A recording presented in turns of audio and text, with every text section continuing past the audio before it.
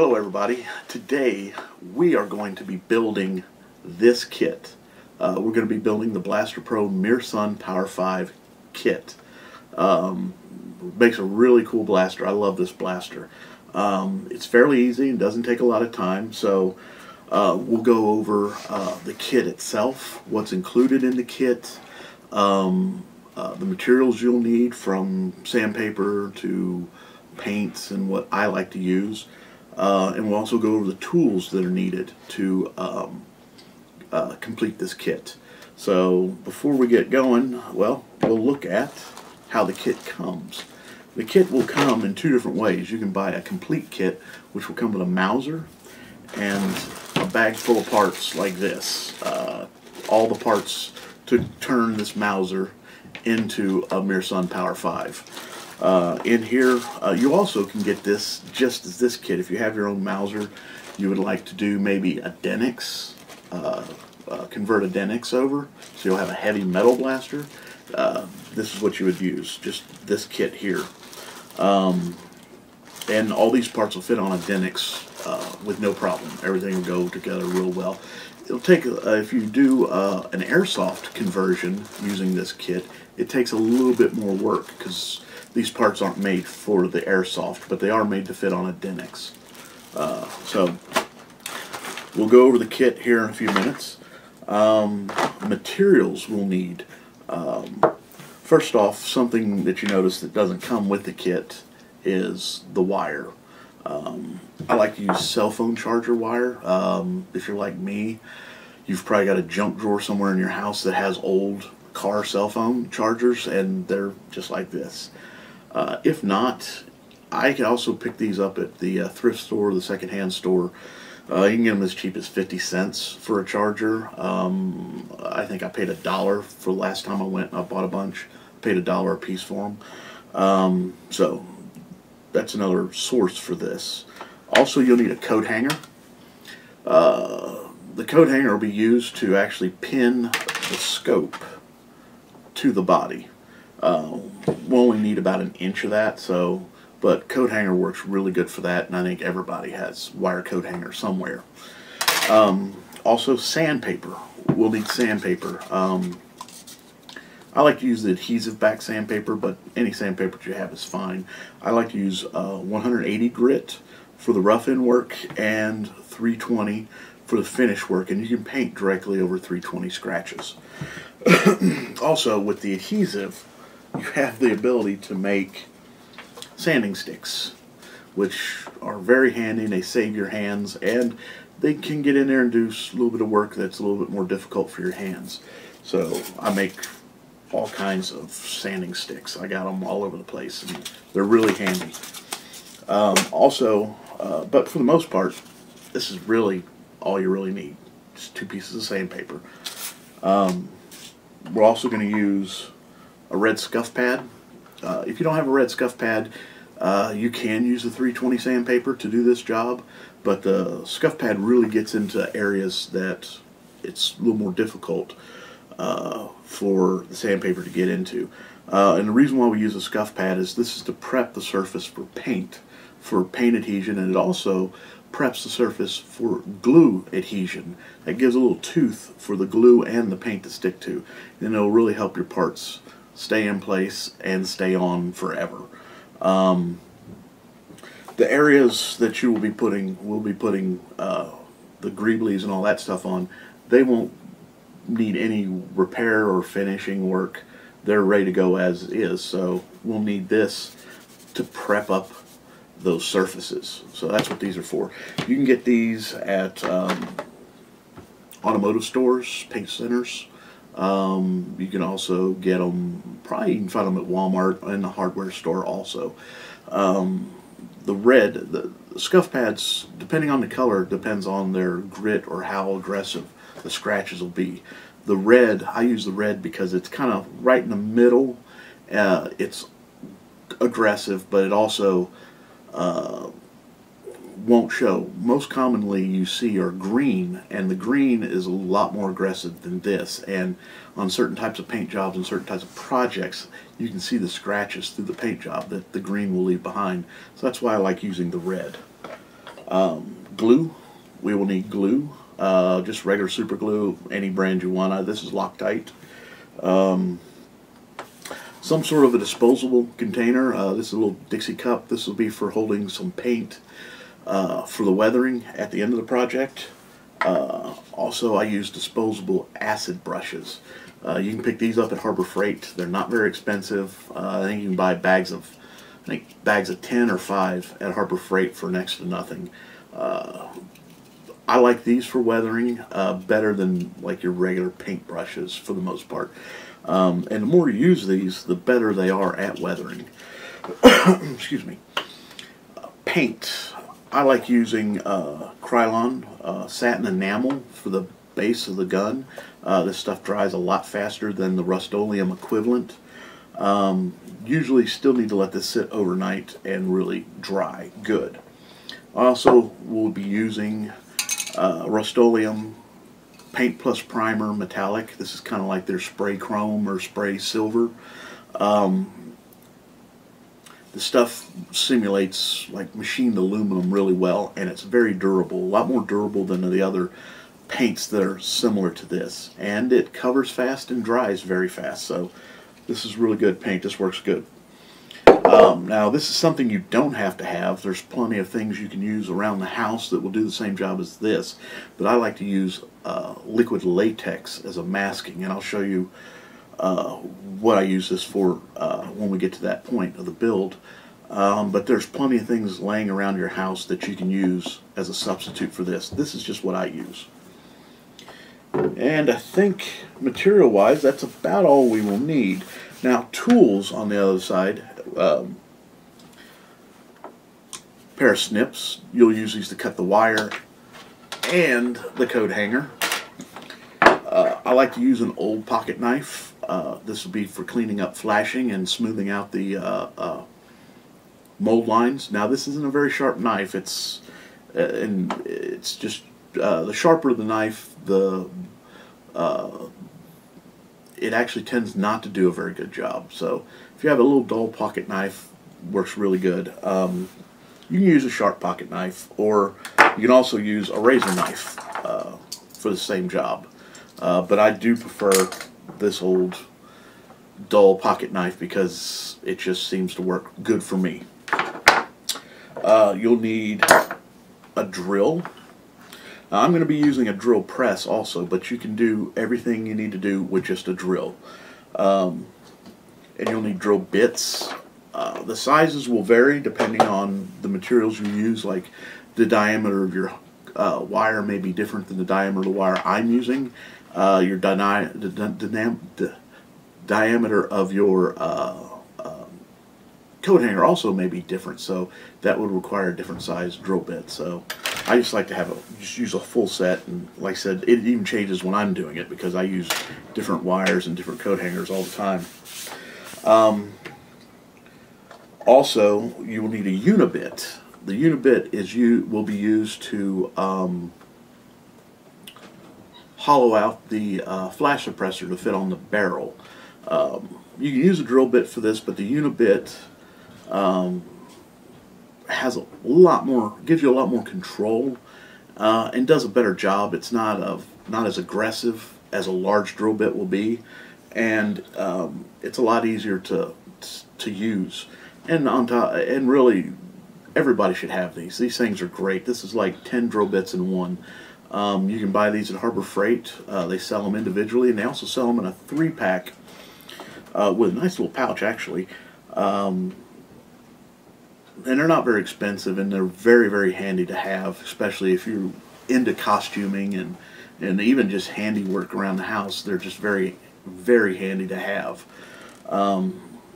This goes from 1/4 inch all the way to 3/4. I think we're going to use it all the way to 11/16 or 5/8. 5/8 drill bit. That's a pretty good sized drill bit, and it's got a lot of bite, and it's it's really too aggressive for the flash suppressor. For these plastics, this has a lot more finesse, and a lot less aggressive. And I think you'll find, if you've never used one of these before, that they're very easy to use and very nice. So I recommend everybody use one of these. A Dremel. You need a Dremel with either the small drum sander, or a smaller stone. I'm using a stone because the stone lasts longer than the sander, and it does a great job with the plastic. So we'll show you what we need. This will actually come into play in putting fitting the flash suppressor also. I think that's about all the tools we'll need. So like I said, it's not a whole lot of stuff we really need to build these. So what we'll do now is I'll get the kit out and lay the kit out, and we'll look at all the parts and all the work, all the cleanup we'll have to do to the kit. Alright, first off we'll take a look at the Mauser. Here's the Mauser, the base of the blaster. And you'll see we've got this mold line right here to clean up, and it goes all the way down to the bottom of the barrel, and also goes down here and up to this little ring. You see it right there? Okay. That's about the and this is actually the plug from where it's poured from. We'll actually probably be sanding the barrel down to right about there, maybe a little bit less. So that'll all be gone. So that's the cleanup you have to do on the Mauser, and it really isn't that bad. It looks a lot worse than it is. It'll clean up very quick, as you'll see. Okay, next let's get out all the little Greebles here. Move that out of the way. Put this down. There should be 10 parts in here. We got the flash suppressor right there. We got the two grills or heat sinks, people like to call them. Here's a little control panel. Here's the buttons also. Two little discs that go on the bottom, the left side. Here's the large disc, and here's the 3-tiered disc. All these parts, as you can see, they got where they've been poured, the little plugs where they've were poured in the molds. So that will be the first thing we need to take care of. We need to sand all those off. So on all these parts, all these parts here are poured in completely enclosed molds, and these were all from a dump mold, so they all need just their backsides cleaned up. But these guys here will need all this sanded off, so they can so we can clean them up, so we can clean these parts off. Now I'm going to use my bench sander to do this. If you don't have a bench sander, you can also use like a hobby saw and cut these off. I don't recommend snipping this off. You can, but sometimes the cut, if you don't get it all the way across, will actually splinter up into the parts. So I recommend using a saw, like a hobby saw or something like that, or just taking sandpaper and just sanding it off. And I primarily always sand it off, but like I said, I'm going to use my bench sander, so I can just rip that down really quick. But here's the full kits. We got the Mauser, the two grills, the control panel, the buttons, the two small discs, and the two larger discs, the scope, and the flash suppressor. So first things first, let's go ahead and clean up all this and cut off all the flashing. There's a very little bit of flashing. This is a very this scope, or this flash suppressor, actually is needs very little cleanup. This one's really nice. So we're going to take these over to the sander and get started with that.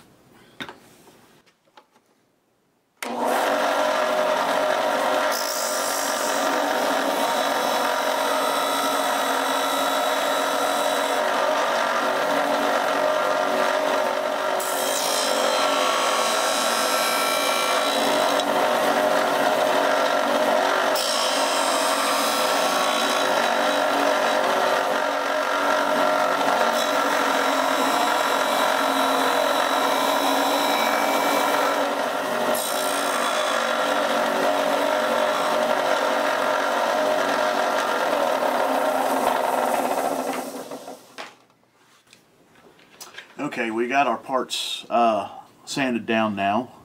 All that's taken off. Now all these parts these particular parts here will need a little more finishing by hand to finesse them up and get them all cleaned up and ready to go. The flash suppressor, that right there, it doesn't have to be sanded all the way down. I've left about a 1/16 of an inch sticking up, and this will be your guide for drilling. That's actually the proper diameter to fit the barrel right there. So when we go to drill this out, you'll see it get right to the last little bit, and I'll have a little lip, and you'll know you just have to go a little bit further to cut that lip off and have the right diameter to fit on the barrel. Now these pieces here,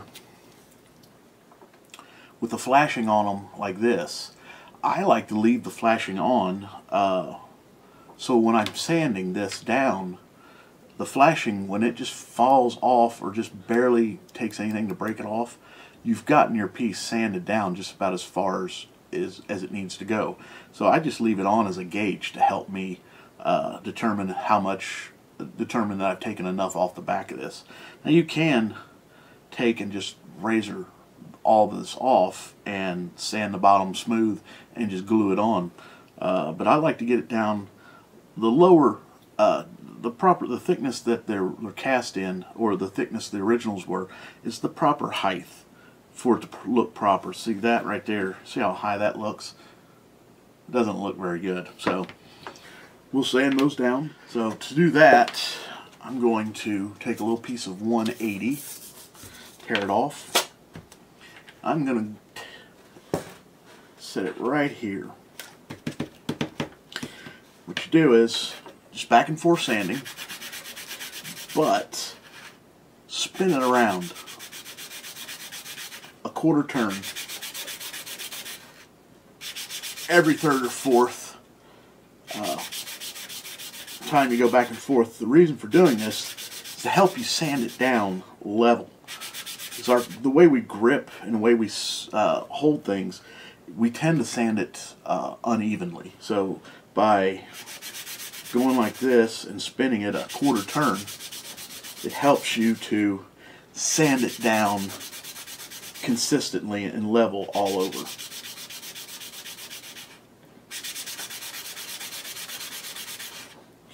You can also go in circular motions. That helps to do that also, but I just like to change my grip and then spin it. It makes it a little bit more tedious and take a little bit longer, but in the end I think the result is much better. This one, see how that's just barely hanging on. This piece is ready. That's all that took. So we'll put that there. That one's ready. Also, this piece right here, I'm going to go ahead and get this one ready right now before I do anything else. Reason why is we need to go ahead and paint this piece now so it'll be dry to put on the gun when we start to assemble, because this piece needs to be painted silver first and then put on the gun and then masked off to create the weathering effect that we want to have, which we have on this one here. So this piece needs to be painted before it goes onto the gun. So I'm going to go ahead and do this one real quick.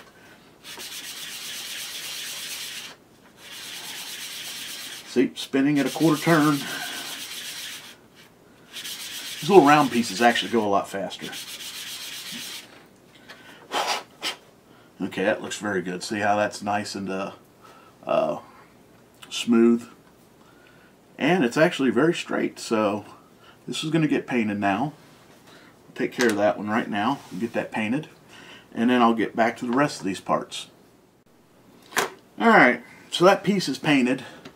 So I'm going to move on to doing this disc. This one here has a little bit of a lip on it that makes it a little bit difficult to start sanding, but we're going to get that off right now.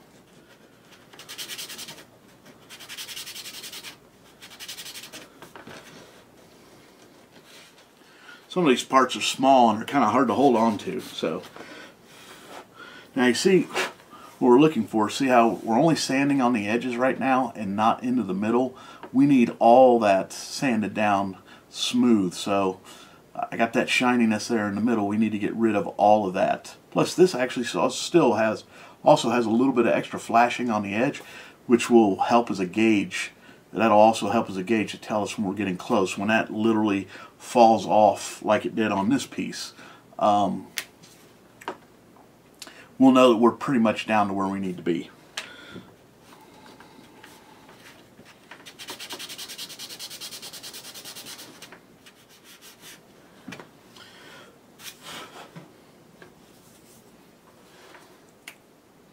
There we go. Look at that. Looking pretty good there. Alright, next up will be this one. A little control panel.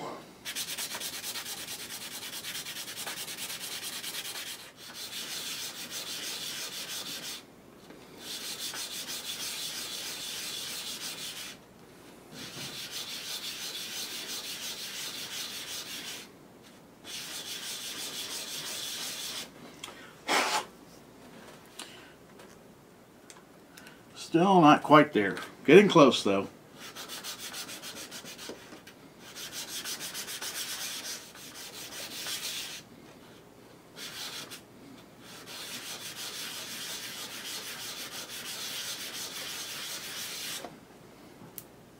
There we go. Just comes right off. Alright, there we go. This piece is ready. That's ready. These just need a little bit of work, not much.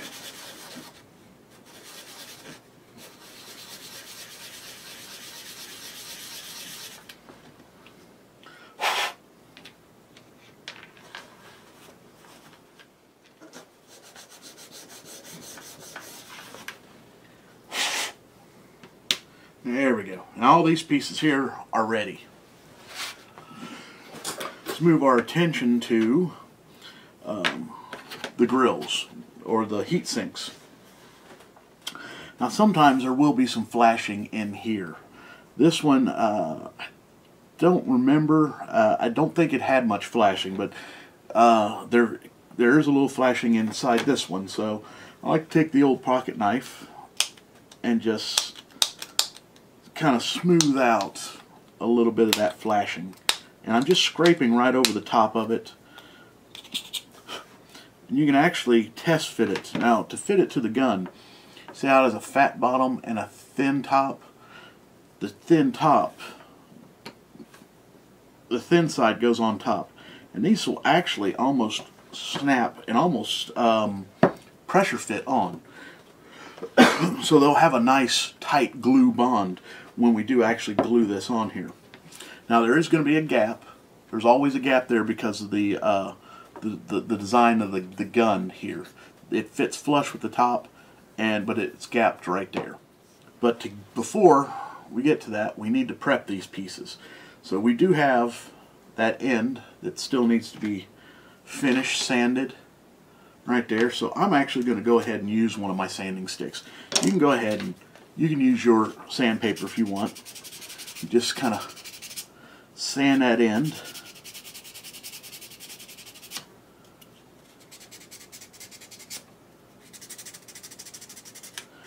Clean that up real good. I'm going to switch to a paint stick, show you how that works. This gives me the ability to put a little extra pressure on it, but still have good control of what I'm doing.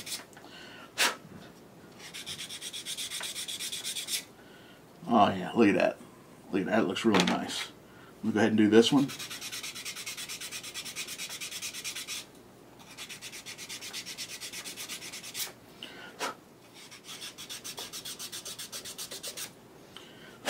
There you go, look at that, it's really nice.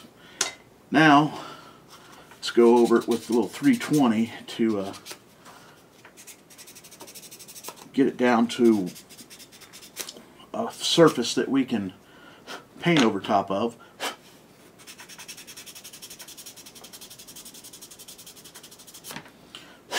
Alright, there we go. Perfect. Now we're going to sand these on the same piece I used earlier. just a little bit. I want to knock the edges down. I'll show you here in a second what I'm talking about. I just wanted to smooth out this edge along here and along here, as you can see. I do that to both of them.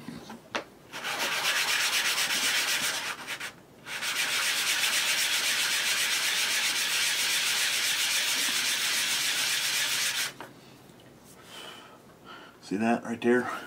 But before I'm finished with these,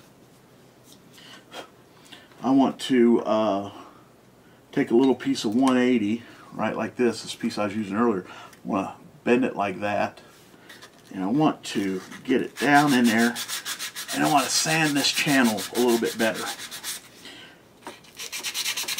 And that's to help clean up that flashing and that little mold line there, to help it fit nice and tight on there and flush. There we go. There you go. Looks pretty good. I'm going to do that to both of these.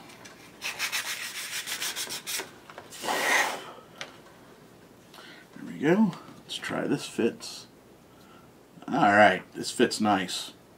Okay, so that's a good fit there. Now on to prepping out the Mauser. Now, this actually, before we get to the Mauser, we'll just take a look at the scope. The scope, the mold line is on the bottom. We really don't even have to do anything to that. One thing we might want to do is take the pocket knife and clean up the flashing that is in between these grooves so you don't see it when you're looking at it from the side. But for the most part, there's nothing you really need to do. Matter of fact, that mold line is going to help you help out when we go to drill to put the pin in to pin this to the gun. The front is all good. There's nothing we need to do to the front. So, oh, one other thing. When I sanded this on the bench sander, when I sanded off the plug from where it was filled, I took it a little bit further and I sanded a little bit of a flat spot in there. The reason I've sanded a flat spot in there is so it'll be easier for me to drill the hole for the wire to go in when we get to that point. That's the only reason I did it.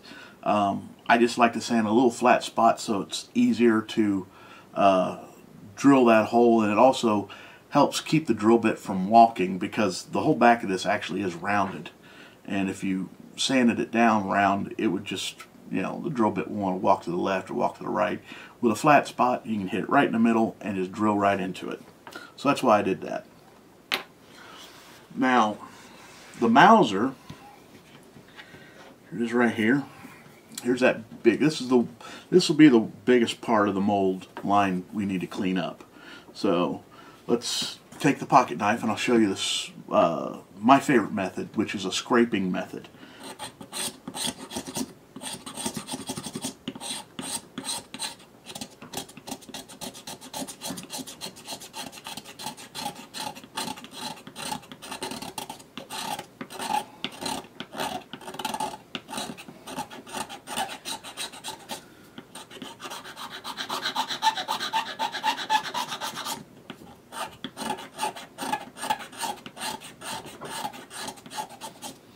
See now, you see that right there? That mold line is coming out pretty quick. It's this scraping works really, really well for this. And we'll end up going over this with 180 to clean it all up.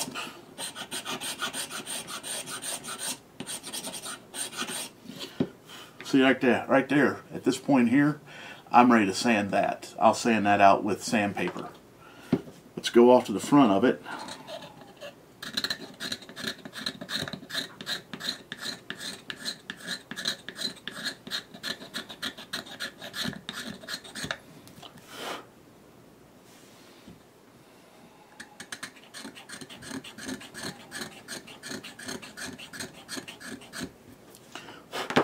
That looks pretty good. Now we'll want to progress down this front here and then on the bottom of the barrel. So just lightly, this front's not really bad at all, so I just lightly hit that. Sandpaper is going to do most of the work on this, but just to get a little bit of the heaviness out of it, which there really isn't a lot. And I'm being careful as I'm doing this.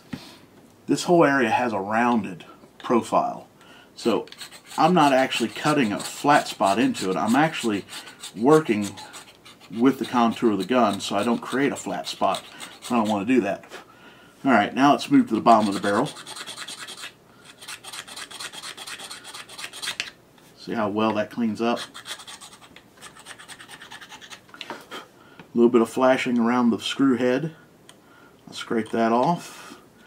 Get it out of the screw. There we go. Alright, so that was pretty easy. Now, along the back of this handle here, this is a little bit tighter area to get to. I am going to use the blade.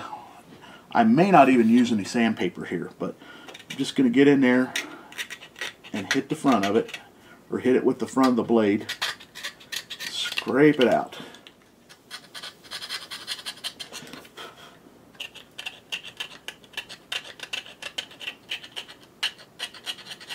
There we go. Not bad. I will sand this here on top here. This is actually where the mold line stops, right here. It stops right here on top of that, so we can sand that off. We're also going to be drilling that out here in a little bit. So while we got the pocket knife out, there is one thing that has to be removed, and it's the head of this pin right here. So what I like to do is taking my pocket knife, bracing it up against this part of the gun, and I just pop it right off. And I might dress it up a little bit, scrape over top of it to make sure it's all clean. We need to remove that because this piece will be fitting right there. Also, there will be a small mold line right inside the trigger area, right in here.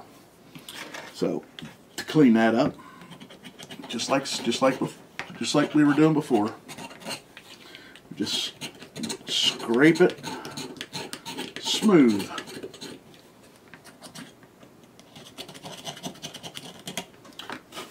See, there we go. Just scraped it nice and smooth. A little bit of sandpaper. This will probably just get 320 sandpaper here. This is going to get a little bit of 180 and then 320, and we'll probably 320 just this area here. Let's start with the 180 on the bottom. I don't use a stick here, and the reason why I don't use a stick is I'm primarily sanding in the middle. We're actually dishing this a little bit. It's not going to make that big of a, it doesn't make any difference on the finish of the gun. It's just I don't want to mess up these edges, and if I use a paint stick, it's going to sand all this down to meet the mold line. And all I'm doing is I'm just dishing that area and smoothing it out by hand. I don't want to get these edges messed up and flattened out. Here we are, just sanding out the front. See how quick this all sanded out? I mean, this is like boom, boom, boom, and it was done. Same with the back side of the trigger guard. All that was done very quick. So let's get to the front and finish the front.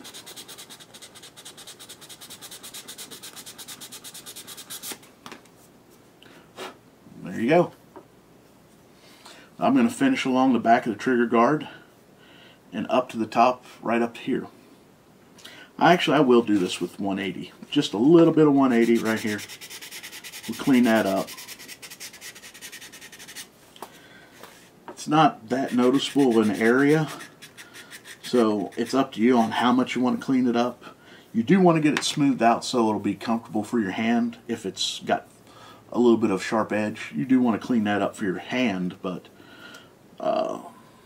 it's practically not even really all that visible now. I think it's going to be fine. Now to this point, I'm going to take a little bit of 320 on a stick, and I'm going to sand this.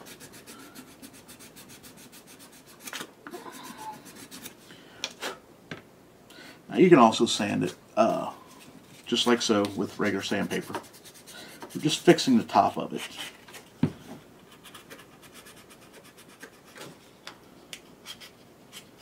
And then round the edges off again. There you go. Looking good. So we'll just finish everything else. A little 320 here.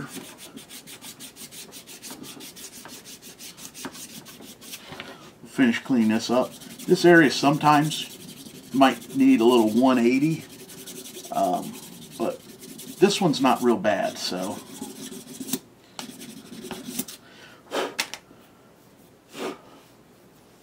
So it cleans up really nice and pretty quick.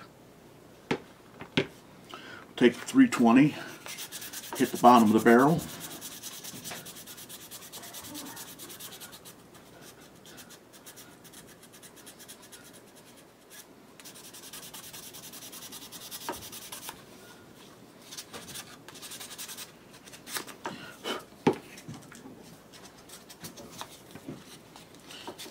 And I'm going to 320 on here a little bit more too.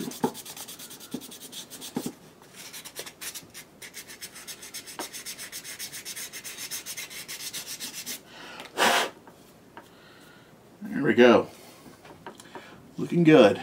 Now that that's all done, we're getting close to getting ready. We're getting to the point where we're going to start putting pieces on. So let's go ahead and grab our scuff pad and start scuffing the whole gun. Get down in all the little nooks and crannies on the sights, back behind the sight, down in the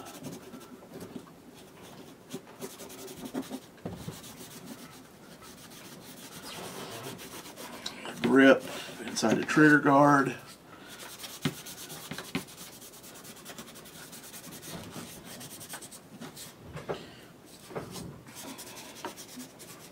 Just go over the whole gun. Get down in all those little crevices and all those little spots down in there. Let's blow it off real good. Alright. First piece, actually, you know what we didn't do is we did not go over this with 320 yet. So we need this to be ready to accept paint also. So let's go ahead and 320 this area.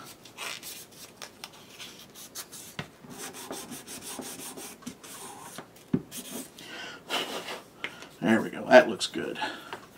Alright, so now we're ready to assemble. The first thing I like to put on are the grills, the heat sinks.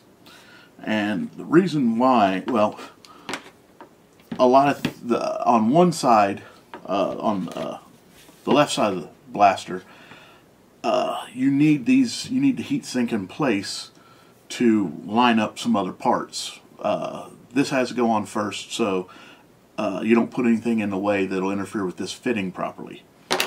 And to get the left side on, you need to do the right side first because of this lug on the Mauser. You need to be able to fit your part in here with that lug. Now that lug will determine how far forward this fits, and you'll have to match that on this side like so. You see? So by putting this piece on first, it'll show you this distance here at the end, and then you put this on. Then now you can put the left side on and match them up. So they're the same in the same configuration. They're the same at the same spot on both sides. That will allow you to put all the rest of the pieces on, especially these two here. So let's get some glue and get started gluing. Now when I glue these on, I want to get glue down in the channel real good, along the walls, down the very bottom, and then the other wall. Then I want a little bit right on top like so, and I want a lot on the bottom like that. So that's how I like to do that. Now with the top, the thin side goes on top. There's that lug. I kind of already test fitted to knew where it would fit the lug well. And there we go. Now you just hold it and press it until the glue sets. You can put a clamp on here also. I do that sometimes, especially if I've got if I need to free up my hands, I can clamp these real quick. So if you have some hobby clamps or stuff like that, go ahead and use them right here. It doesn't hurt anything. These pieces are pretty tough, so as long as you don't use anything that has a really strong spring, you shouldn't have any issues at all. Alright, I think that's glued on pretty good. Now, to the other side. Now to do this side, we're just going to go through the same process again. I'm going to test fit this one to make sure, yeah, it fits good. Alright, so glue down in the trough here on this wall, that wall, and then back down the center, and then the top. Alright, this one, I want to eyeball it and line it up with the other side, just like so. Squeeze it down nice and tight, put a little pressure on it so it'll glue. I like to push my super glue down nice and tight, push it all into all those little scratches and crevices. That gets I think that gets a much stronger bond if you put a little pressure on there when stuff sets. Okay, perfect. That all feels good. Now, there you go. Now, I'm going to put this one will go here, like so. And we got one that goes right here. That's the one I just painted. So there you go. It looks pretty good. That one's going to go right about there.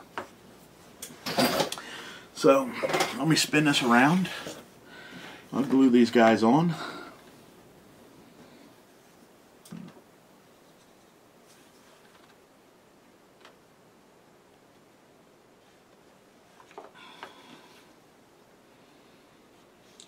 There we go, a little pressure. When you're building this kit, it's always a good idea. You can grab some screen captures or look at the finished version on my Etsy page. I have one sitting right here, so I can look at it while I'm building this one. But it's always good to have a little bit of reference when you go to start placing your parts. There we go. Alright, two little guys. Now these guys, doesn't really matter where they go, which one goes where. There's a little bit of flashing on that still. Let me clean that off.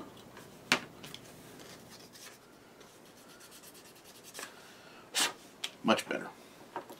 You can arrange them any way you want. You can have this one there or that one there. It's totally your preference. These pieces here, on certain reference pieces I had when I came up with this kit, there was nothing there. There was just glue marks showing that something round was there. And later on, several years later, other photos surfaced that showed Greebles there and what they kind of looked like. But when I originally built this kit, I didn't know what was there, so I just came up with something round. And a lot of people actually use the same detail. It just makes sense, it looks right, it feels right. I like it. So, now the left side is done. Let's go over and put the Greebles on this side. Now, the buttons will go low. They go low and slightly forward of the control panel, which will go above and slightly behind, or slightly back, like so. That's the layout for the control panels and buttons on the right side. We'll go ahead and glue those guys on. There's a little line in the Mauser casting right here. You can actually see it better on this side. This line right here. I put the buttons all the way just right up to the front where it starts to bend out, roll over, and just above that line. And actually use that line to square them up. Get that squared up.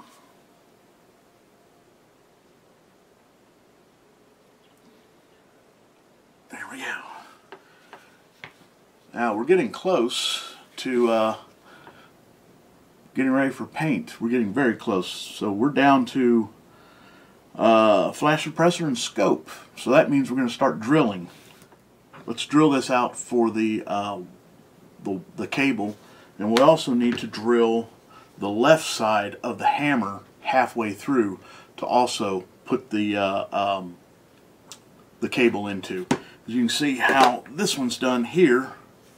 See how it goes in there, and we also have it drilled and going into the back of the scope. So that's what we're going to do now. So let's get our wire out and our drill bits. So let me see what drill bit is the right size. That's too big. Alright, this one looks good. Now you want to get a drill bit that's almost exactly the same size. The tighter fit, the better. So I'm using, looks like a 11/64 drill bit for this one. So we'll get that out of the way, get the drill out, chuck this drill bit up. Okay, now I'm going to hold this just to get it started.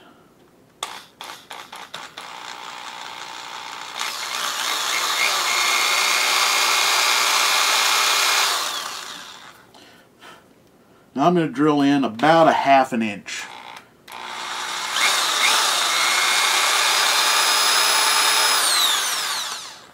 Alright. That's good. Right there. And let's test our fit.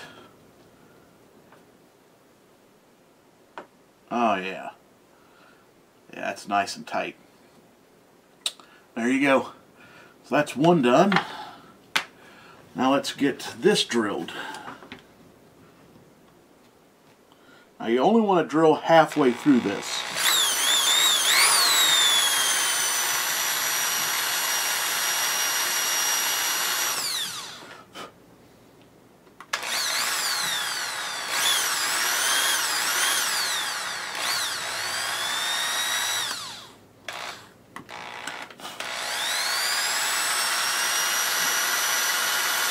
I'm going slow so I don't go too deep. That's good right there. And let's do a quick test fit on this end. There we go. Perfect. Now, I'll take, before I do take this off, this is the perfect size to punch out this right here. So let's go ahead and drill this out also.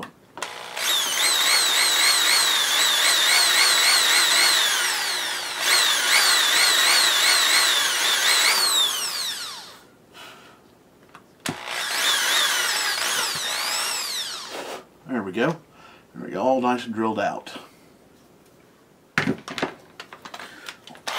the drill bit off. The next thing we got to do is cut us a piece of coat hanger, which I got out in front here. Let's get the coat hanger. There we go. So we're only going to need about probably a little less than an inch. So I'm going to say right about there is good. I'll snip that off. There we go. That's all we need right there. Now we need to match this with a drill bit.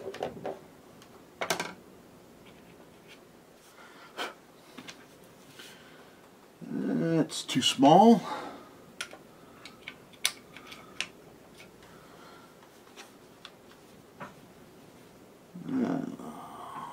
That's pretty good. So it looks like we're going to be using a 7/64 for this.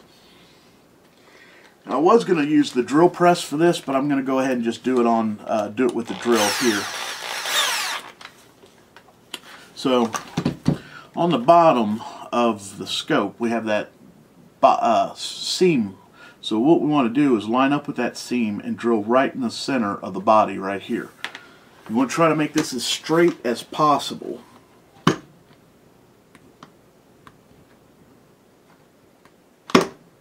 And drilling rounded pieces is difficult. That's why I like doing it on the drill press.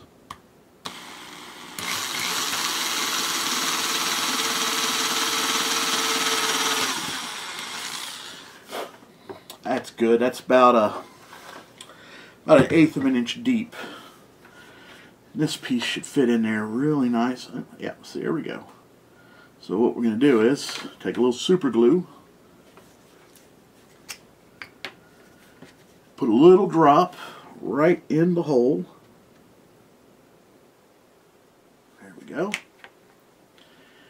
I'm going to put this in. Hold it nice and straight until it sets.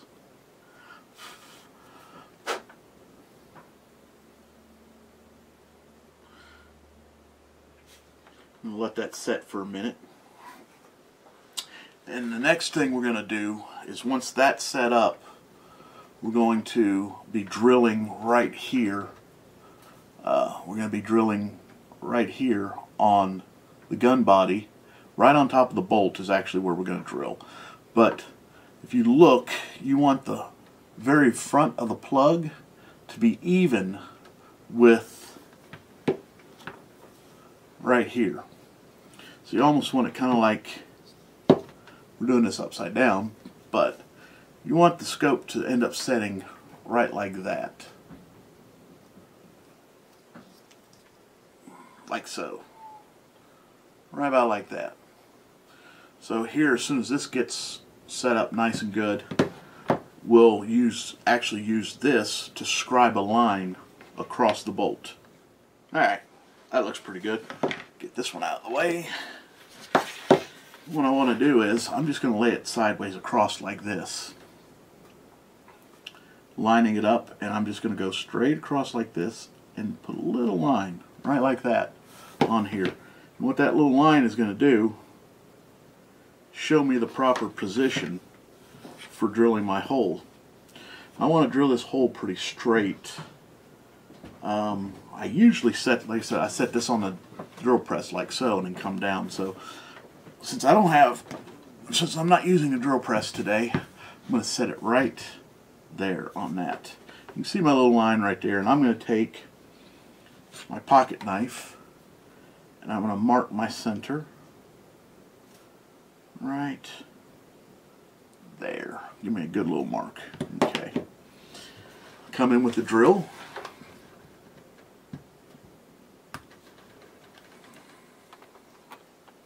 Center the drill up.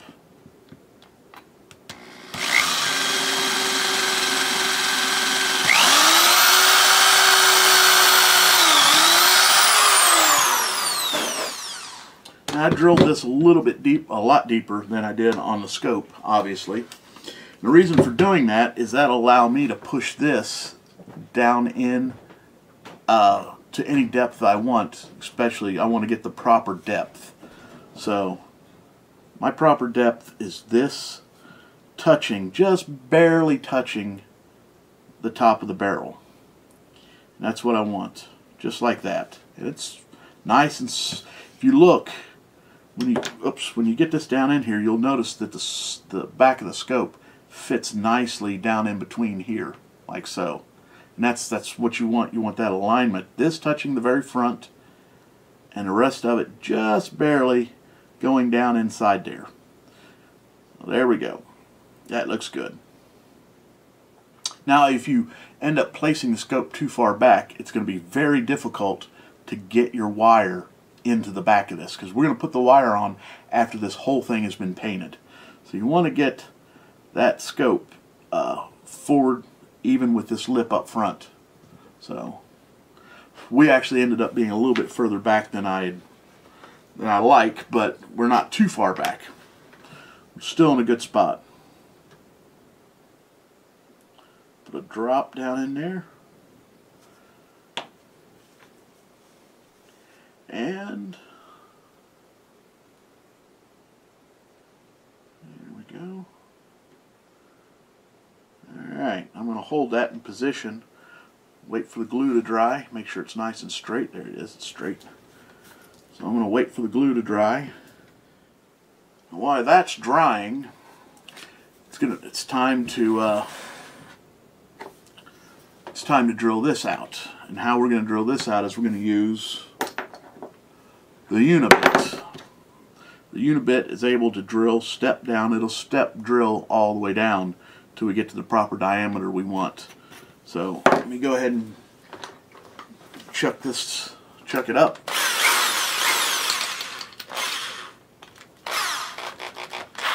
Alright, there we go. I'm going to get as close to the center as I can. Now I can adjust. If I don't hit center just perfect, I can adjust while I'm drilling.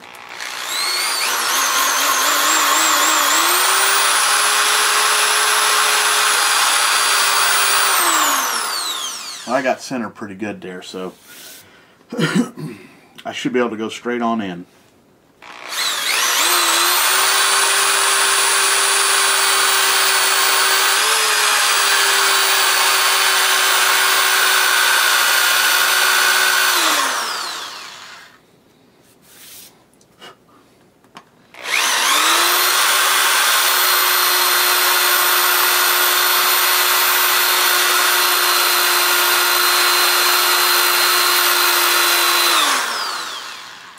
Now we're getting close. So at this point, since you can see that little lip I was talking about, I know that lip is the exact same diameter as the barrel, so I know right now it's not going to fit. So we've got 1 or 2 steps left to go.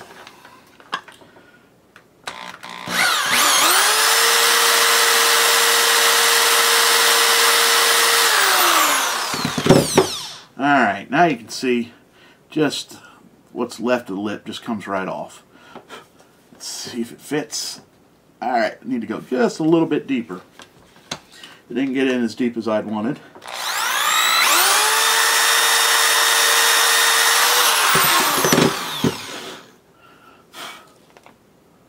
There we go. Now you can see how it's stepped on the inside? And now it fits just inside. But what's fitting inside, it's only fitting in as far as the depth of that step there. So now we got that right, now we got the proper fit, we can switch to the Dremel.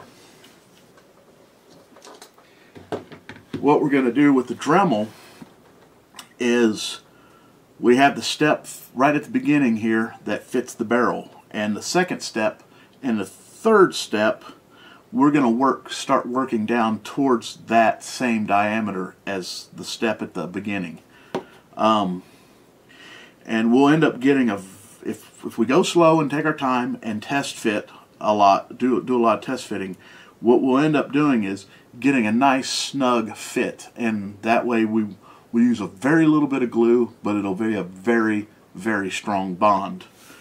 So let's get the Dremel out. Here's the Dremel. There we go. And I'm going to go ahead and start doing circular motions on the second and third step.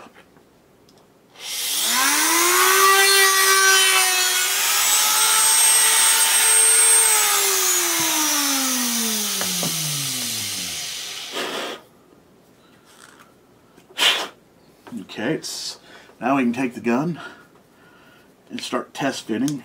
See, it's still not quite there. So a little bit more.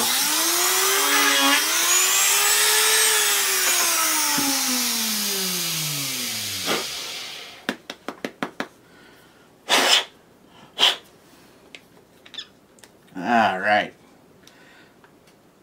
Now we're starting to get somewhere.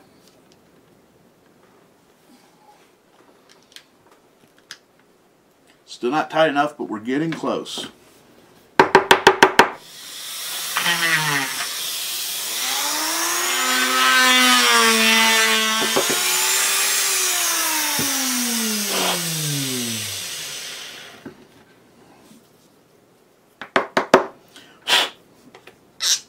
Oh yeah, there we go. That's tight. Hear that? That's a nice tight fit. And it goes on pretty straight. So now we're ready to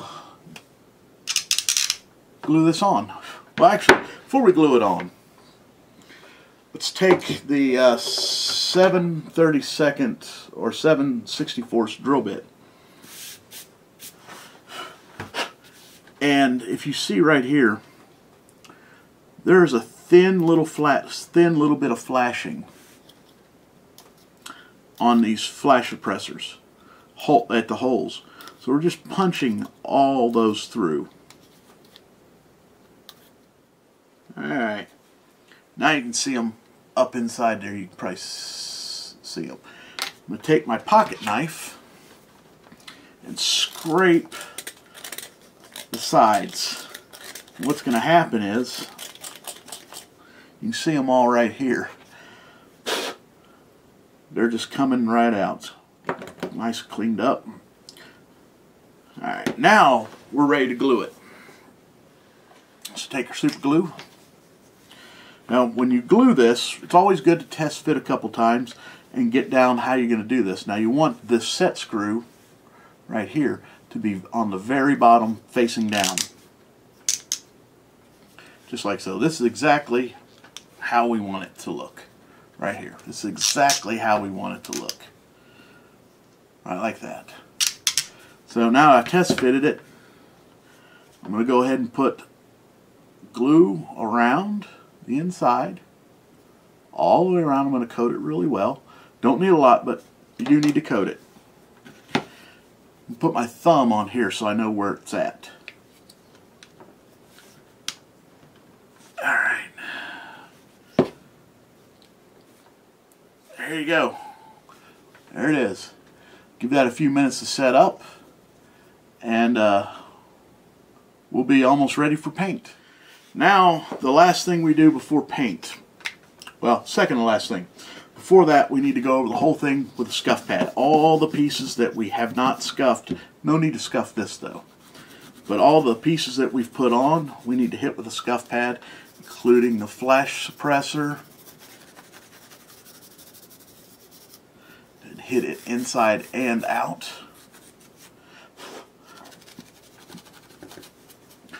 Now the rest of the gun's already been done, so it's pretty quick. Now I'm going to actually use a little bit of this. And what I'm going to use this for is to mask this disc. We're going to use a little bit of latex to put some masking on parts of this disc to get this effect here. And I'll probably use just an old pencil. You can use a toothpick. You can use the backside of a paintbrush. You can use all kinds of stuff to do this. I just got this pencil here that I can use. And I don't need very much latex, so I'm just going to dip straight out of the bottle. See, like so. What we're going to do is, I'm going to dab it on the edges. Dab it here.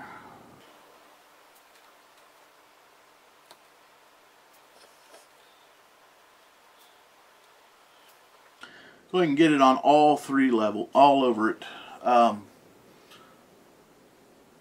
Your pattern probably doesn't, you just, what looks good to you, what you think, how you think it would be chipped off. The paint would be chipped.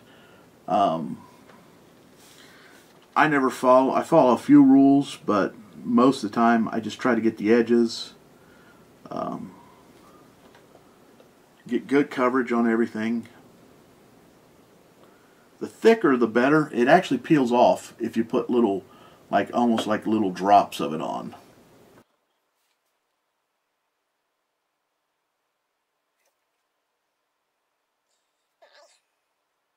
That looks pretty good. Wipe it off that. Just let it dry. Whatever you use to apply it, just let it dry and it'll just roll right off when you're done. Put the lid back on it. Now, if you don't have latex, you can use, if you don't have latex, you can use toothpaste. Works really good for this.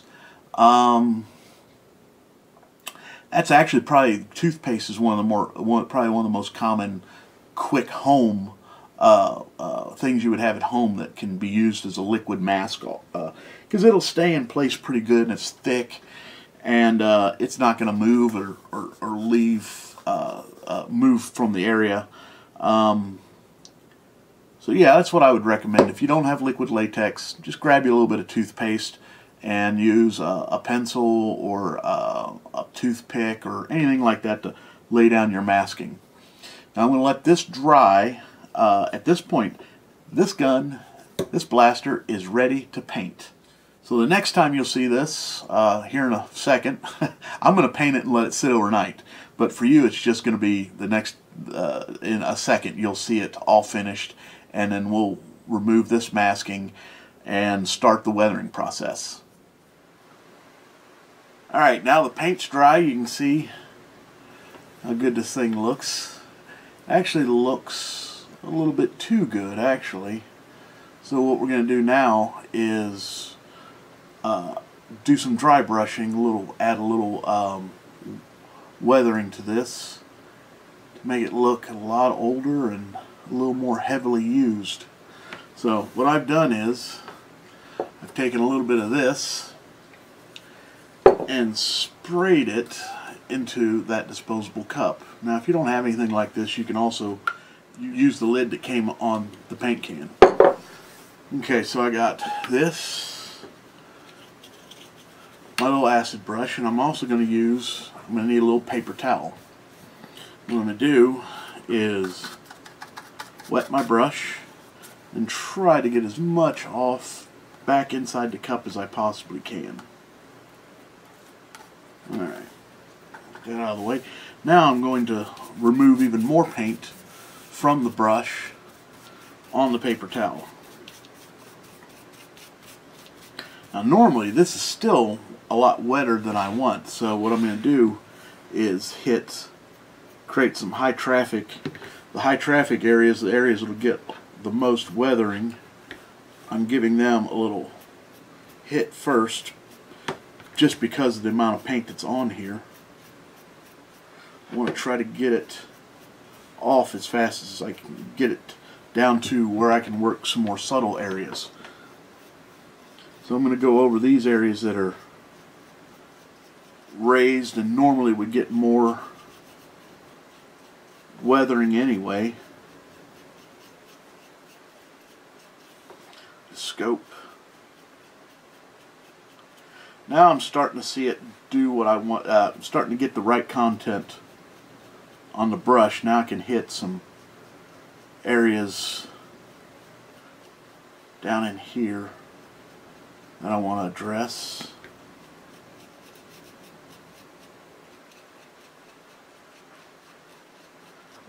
There we go. That's looking good.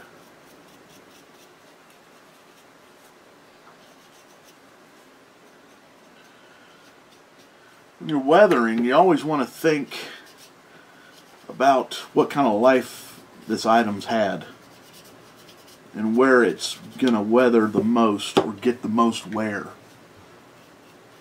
Think about pistols, how they get drawn from holsters and where they're sitting in a holster all the time.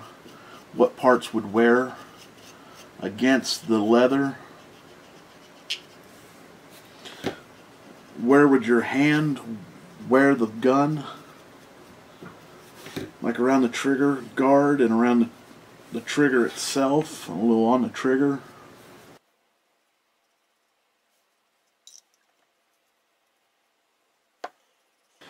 So I'm going to go over and continue to lightly brush over all these areas, and what I'm going to also, what's happening is I'm pulling up a lot of detail from the gun itself.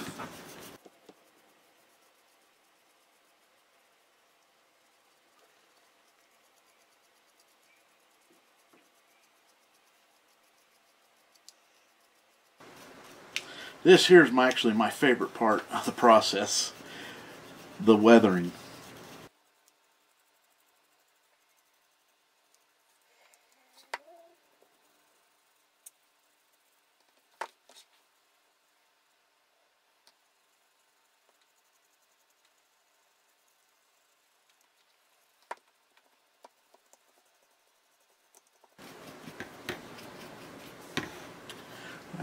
See how that's starting to look?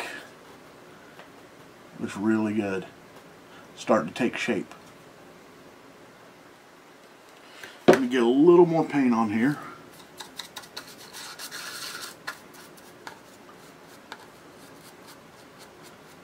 This stuff dries out pretty quick.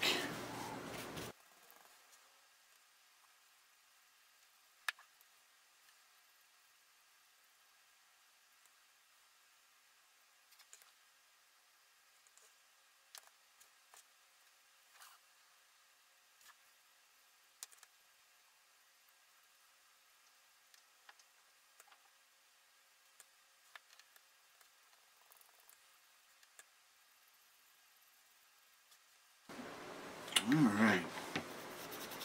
Looks like we're getting pretty close.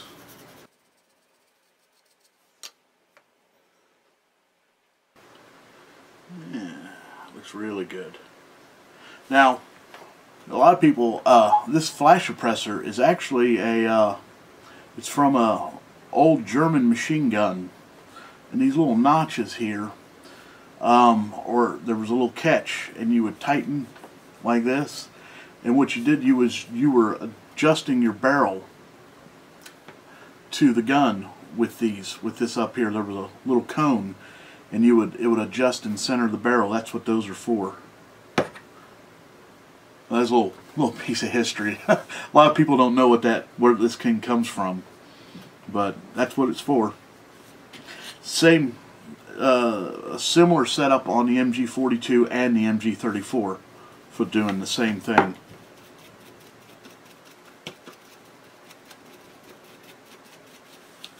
But there we go. We're about done with the dry brushing. And that looks pretty good. I'm pretty happy with that. Okay, we'll set that aside. Now, the areas we masked here with the latex, it's time to clean that all up and remove that masking. As I do that, there we go. There we go. Yeah, see how it's starting to look? A little bit on here still I gotta get off.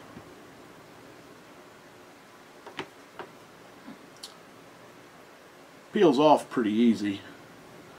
Every once in a while you can use a little toothpick or that same pencil that I used before to get a few of these spots started that are harder to reach.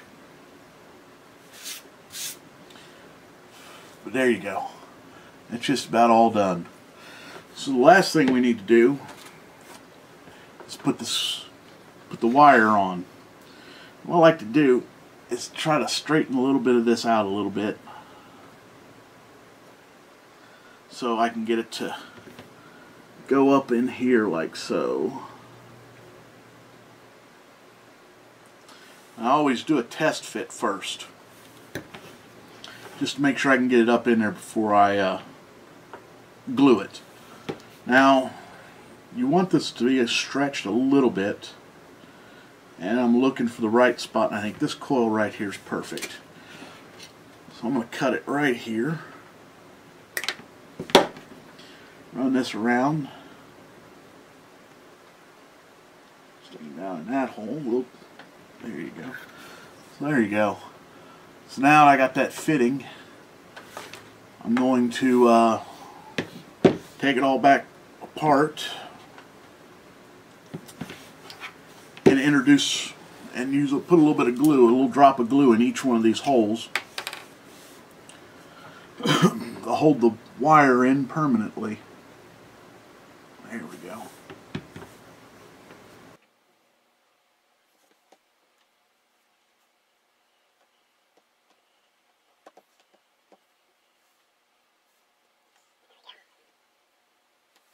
Alright, I'll let that set up for a minute. There we go. Now we'll put a little drop right here.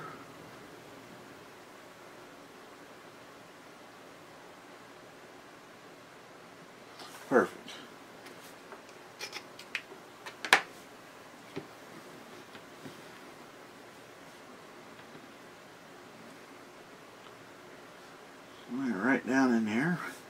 There we go. Here we have a completed finished Merr-Sonn Power 5.